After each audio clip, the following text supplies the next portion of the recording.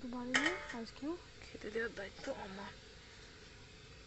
দাদুকে দেখে এলাম 2-3বার, দাদু আসেনি। আর এরা খাওয়ার জন্য ছটফট করছে, একবারে খাইয়ে দিলে উঠে যায় ঝামেলা।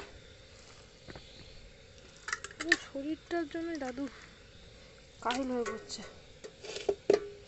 কি করবো, ক্ষমতার বাইরে হলে। এদেরকে দিয়ে আসি, দুটো বাবা ফিরতে দেরি আছে, রাত্রি করে যখন আসবে তখন যদি দাদু আসে, খিদে পেলে ঘুম থেকে উঠে ঠিক চলে আসে। দুপুরে একবার খাবার পেলে ঘুমায়, ঘুমতে ভেঙে গেলে ঠিক এদিকে আবার চলে আসে। এই কদিন আমার শরীরটা খারাপ বলে আমি দুপুরবেলায় বেরোনো হয় না।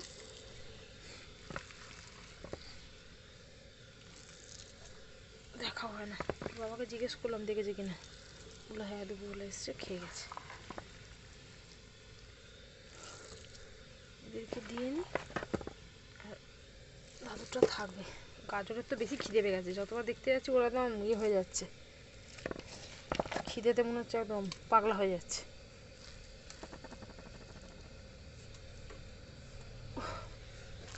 এদিকে গাজর হবে খিদে, আর এদিকে হবে বুঝো, ওই দেখো চলে এসছে, বুঝছো?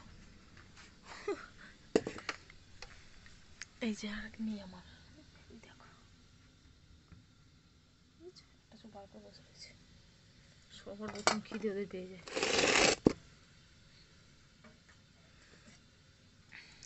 দাঁড়া মা দেবো।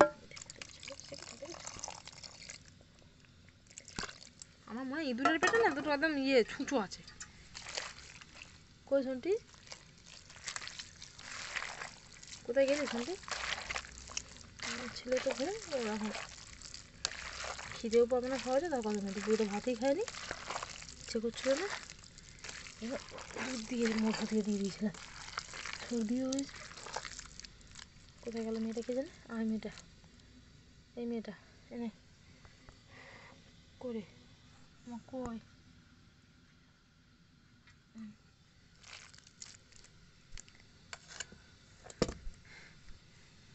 ভগবান আমাদের একটু ক্ষমতা দাও যে এদেরকে পেট ভরা খাবারটা দিতে পারি। এখন রেশনের চালের দামও হয়ে গেছে 1 টাকা দাম।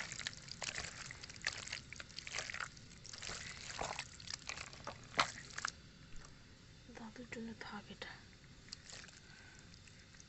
রেশনের চাল 30 টাকা কেজি, ফুট দুবেলা মিলিয়ে 1 কিলো চাল।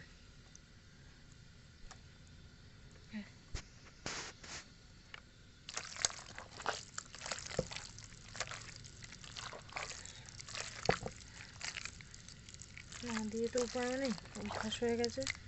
ওরা ওইখানে বসে থাকবে সারাদিন। মূলো, গাজর, বড় শেয়াল, গাজরের মেয়েও এখন এদিকে চলে এসছে, একটা মেয়ে, বাকিগুলো আসে না।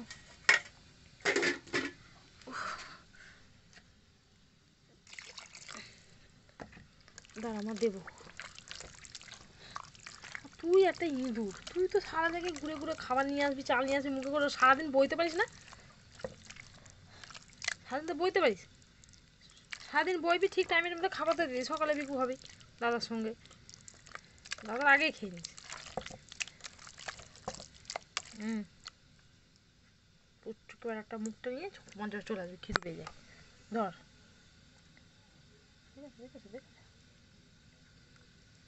সারাদিন তো বইতে পারিস, হ্যাঁ? তারপরে চ আমি জায়গায় দিয়ে দিই, চ আমার বাইরে দিয়ে আসতে হবে। সারাদিন কোথায় খাবার দাবার নিয়ে এসে বইবি, তা না টাইমে খাবার পেয়ে যাচ্ছিস। চ আমি দিয়ে আসি, তোদেরকে দিয়ে আগে তোদেরকে দিয়ে নি।